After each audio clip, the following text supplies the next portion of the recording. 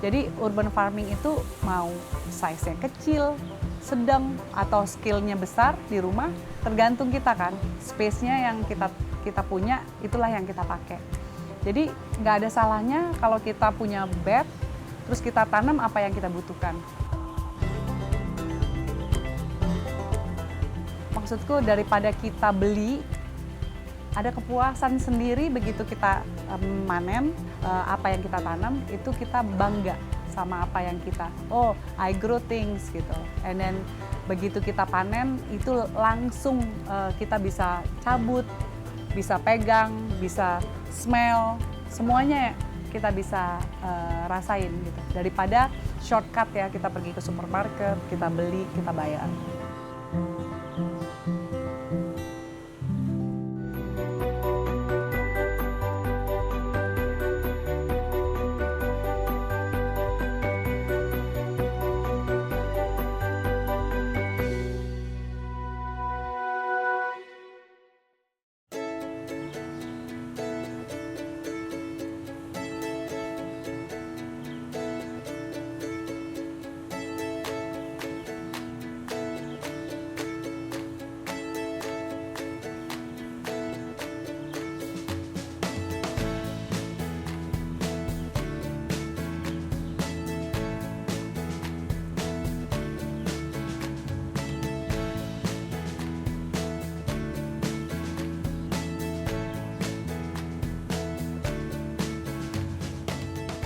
Hai semua, welcome to our urban farming house.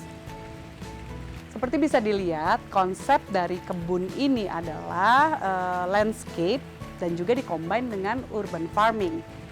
Kita menanam tanaman yang bisa kita gunakan setiap hari, seperti jahe, kunyit, dan ada pandan, cabai-cabean, dan semuanya yang berguna herbal yang bisa dipetik setiap hari.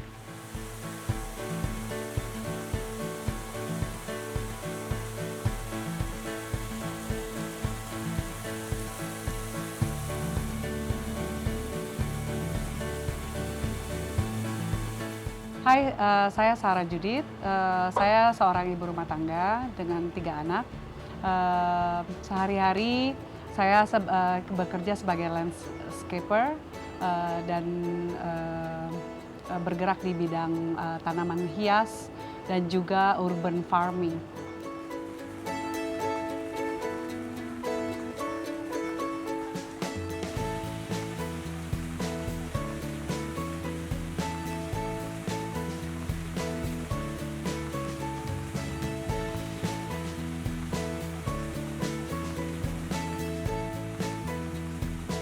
Jadi sebenarnya kan aku tuh buat taman kan, landscape. Mau hotel, mau office, mau rumah, mau gedung. Jadi karena kan kita sudah terbiasa dengan landscape yang cantik, itu pendukung. Tapi di rumah ini selain ada landscape yang cantik yang bisa kita nikmatin, juga ada farming bed yang which is bisa digunakan atau ditanam tanaman yang dipergunakan sesuai kebutuhan. Yang notabene we use it every day. Tapi kan kadang-kadang kalau kita nggak tanam, itu sebenarnya dikit-dikit kita harus ke supermarket. Back then kita kan waktu nenek-nenek kita, kakek kita masih punya rumah zaman dulu, mereka selalu tanam kan, serai lah, terus istilahnya daun jeruk yang begitu kita mau masak, kita mau menggunakan itu, kita tahu, kita punya di halaman rumah.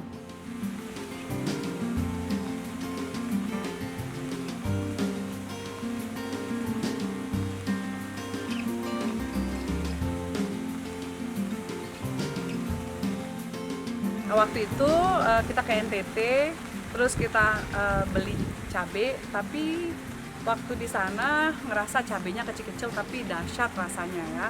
Terus akhirnya aku bawa pulang, terus akhirnya ditanam ya? Ya, betul, ya? Kita tanam. Cabenya kecil banget, kayak gini ya Pak ya?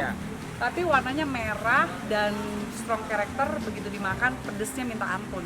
Jadi ternyata waktu dibawa ke sini, kita ngerasa oh ini cabai pasti nggak bisa numbuh karena environment-nya berbeda. Tapi jangan salah, ternyata numbuh dan ini banyak banget cabenya. Dan itu pedas sekali. Jadi nggak harus di NTT, ternyata di sini juga numbuh. Jadi kadang-kadang kita harus coba karena kadang-kadang environment-nya berbeda, tapi ternyata dia numbuh.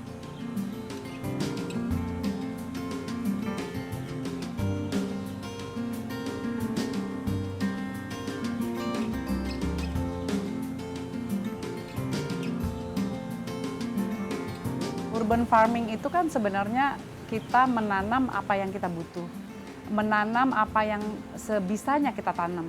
Ya kalau nggak tumbuh nggak apa-apa, kita tanam yang lain. Jadi se-natural mungkin, nggak ada pemaksaan, nggak ada kita harus numbuhin sesuatu terus harus tumbuh. Jadi urban farming itu mau size-nya kecil, sedang, atau skill-nya besar di rumah, tergantung kita kan. Space-nya yang kita punya, itulah yang kita pakai. Jadi nggak ada salahnya kalau kita punya bed, terus kita tanam apa yang kita butuhkan. Misalnya kita suka pakai jahe, kita tanam jahe semua. Jadi maksudku daripada kita beli, ada kepuasan sendiri begitu kita manen atau harvest apa yang kita tanam, itu kita bangga sama apa yang kita, oh I grow things gitu. And then begitu kita panen, itu langsung kita bisa cabut, bisa pegang, bisa smell, semuanya kita bisa rasain gitu. Daripada shortcut ya, kita pergi ke supermarket, kita beli, kita bayar.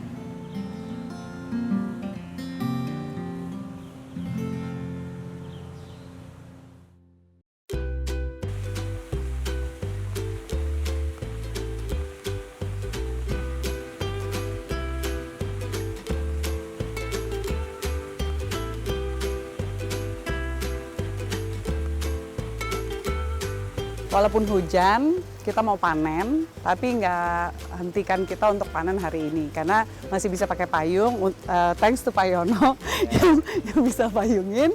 Hari ini kita mau panen beberapa, because we want to make smoothies and salad. Hari ini saladnya macam-macam, dressingnya juga macam-macam. Sekarang kita mau panen seledri, pok choy, microgreen, dan many more. Follow us ya, oke? Walaupun hujan. Seledrinya lumayan udah besar-besar, jadi kita bisa ambil di bagian luarnya supaya seledrinya juga tetap bisa growing. Terus kita ambil pocoy ya. Dengar suaranya ini crunchy banget. Tuh. Sebenarnya we can take the whole thing ya. Tapi kalau mau ambil per helai juga bisa.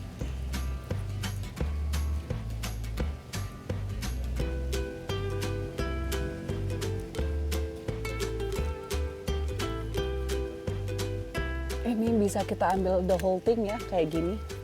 It's very crunchy. Tuh, kalau organik begini.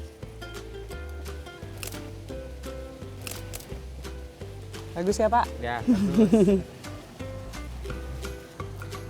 Karena kita mau bikin salad, jadi we use a lot of romaine, lettuce.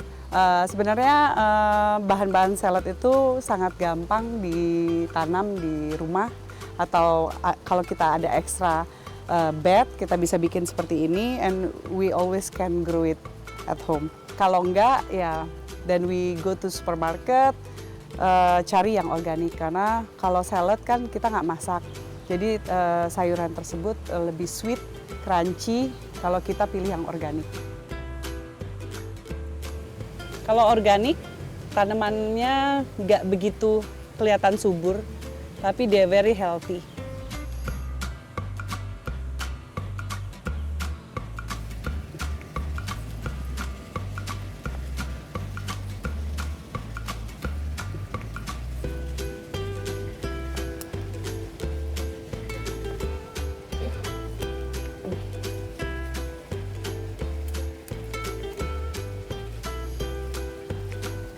untuk organik itu is a must. Menurutku kalau kita bisa prevent suatu penyakit, jangan sampai kita dapat penyakit dulu baru kita stay organik atau hidup organik. Tapi before kita ada penyakit, lebih baik kita stay organik supaya kita merasa kita sudah melakukan terbaik untuk tubuh kita dengan tidak memberi racun. Terus kita makan makanan organik, jadi itu kita sudah maksimal. Tapi kalau misalnya pilihannya bisa organik dan non-organik, kenapa nggak kita pilih organik? Karena of course organik tuh kita tidak memberi racun pada tubuh kita kan. Jadi aku nggak bilang kalau misalnya kita udah organik terus kita nggak dapat penyakit, tapi better to do it karena we already give the best to the body.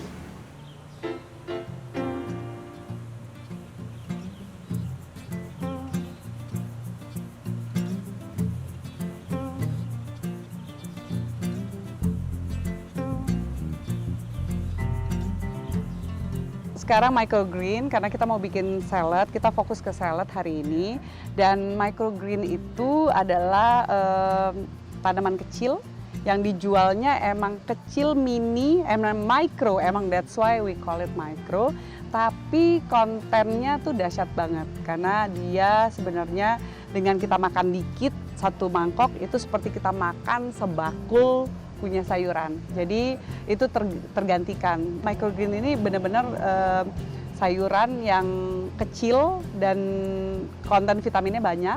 Kalau kalian pergi ke supermarket lihat emang pricey banget harganya karena dari seed dia nggak lama ya Pak ya, Pak Yono ya, cuman ini umur 8 hari. 8 hari ya.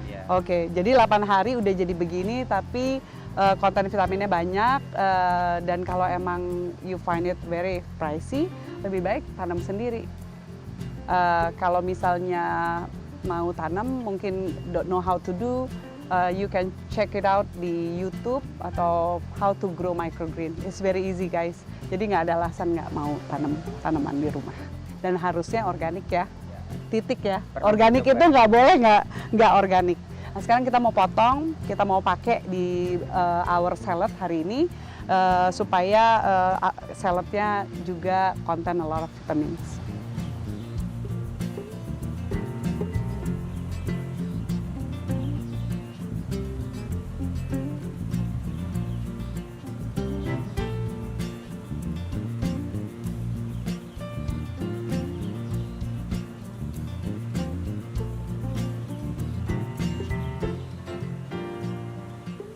Oke, sekarang kita mau panen pea shoot microgreen juga. Ini umurnya 13 hari, udah segede gini.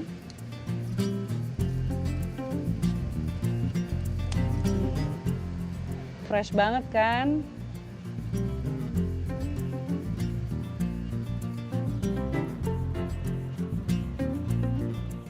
Last panen untuk microgreen itu seledri. Seledrinya kecil, manis, strong character juga, tapi very good for your health. Kita panen, nanti kita cobain di mix di salad kita.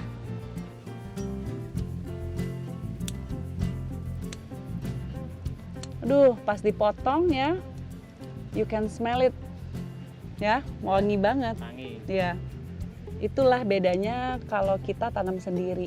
Karena kita motong, terus kita send, kita tahu tanaman yang kita tanam dan kita bikin masakan di rumah. Jadi extra love for sure.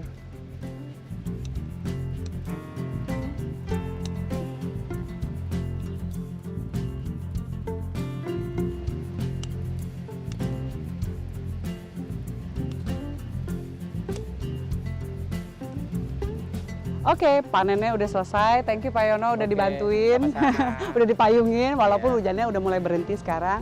Hari ini setelah panen, microgreen ini akan kita pakai langsung untuk bikin salad karena kita ada cooking class untuk ibu-ibu semua. Kita kasih edukasi microgreen itu baiknya untuk tubuh gimana dan langsung kita olah supaya they can make it at home.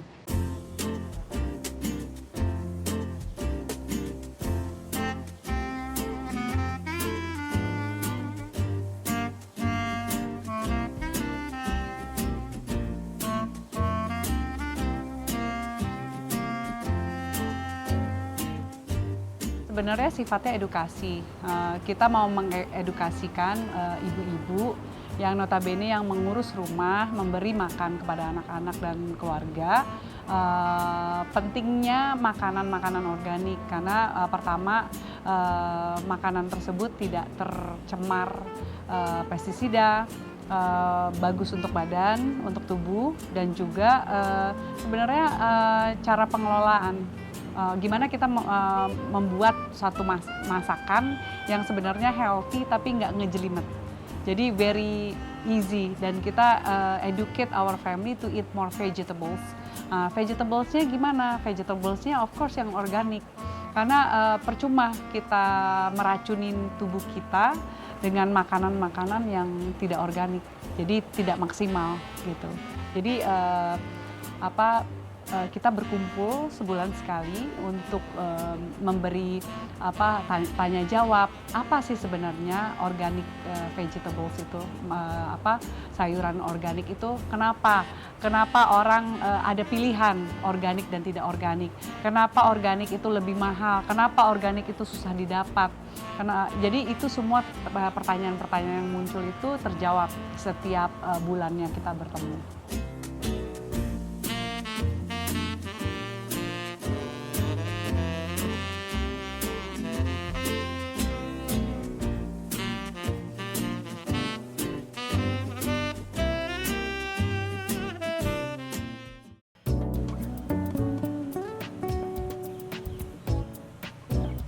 Saya akan menyemai di taman atau di kebun rumahan yang akan kita tanam sayuran organik.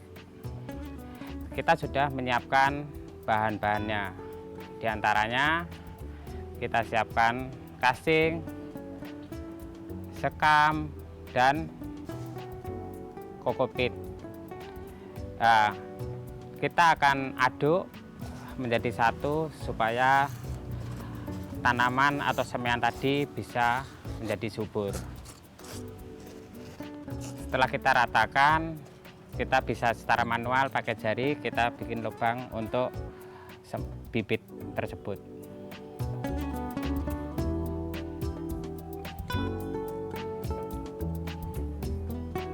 Bibit ini kita tanam sendiri, kita kembangkan. Setelah umur 7 bulan dia akan berkembang, lalu kita ambil kembangnya, kita keringkan, dan ini bisa langsung kita tanam.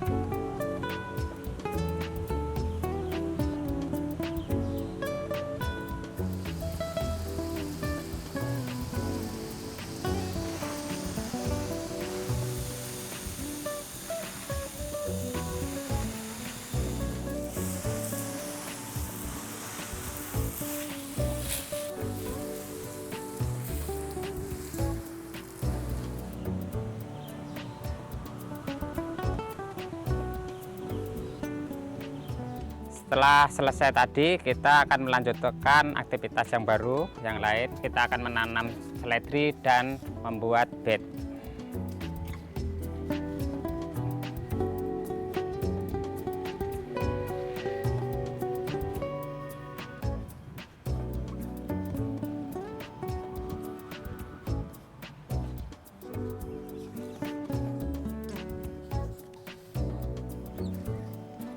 Di sini akan kita tanam seledri yang sebelumnya kita tanam kailan yang sudah kita panen, dan kita gunakan cangkul kecil atau cungkir. Yuk kita beraktivitas, kita cangkul secara pelan. Ya, seperti ini cara pengolahan tanah di kebun yang mini ini.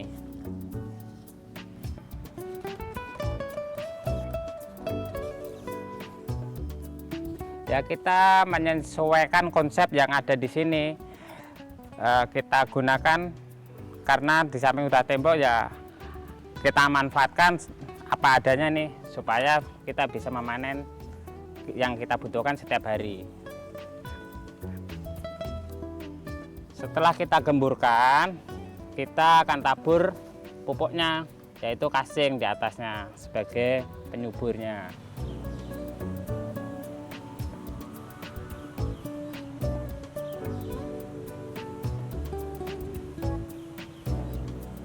Kita tabur secara merata kasing ini. Ya, pupuk yang subur itu seperti ini. Ini adalah cacing lumbirkus yang ada di sekam. Ini adalah sebagai pengurai pupuk tadi. Ya, ini yang menyebabkan tanaman kita subur itu seperti ini. Kita biarkan saja, cacing ini tidak perlu kita bunuh. Setelah kasing sudah rata, kita tambahkan kokopit. Kokopit ini dari serat kelapa, serabut kelapa, kulitnya kelapa. Lalu kita tabur secukupnya.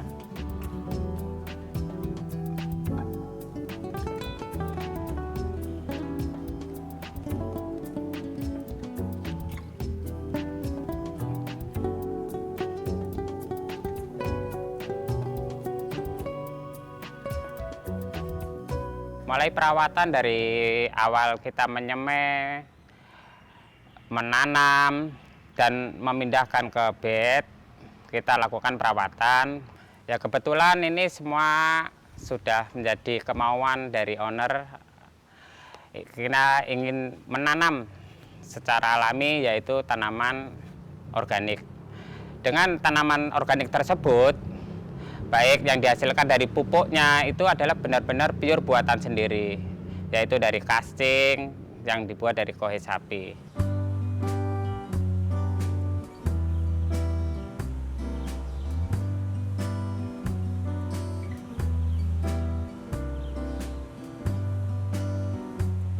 Jadi menurutku nggak ada satu alasan yang bisa dikasih untuk nggak menanam.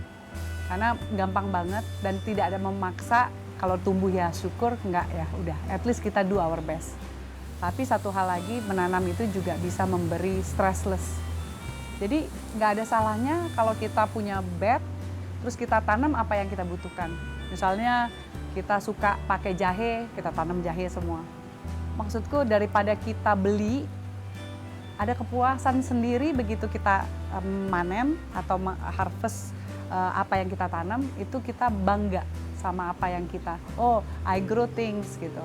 Daripada shortcut ya, kita pergi ke supermarket, kita beli, kita bayar.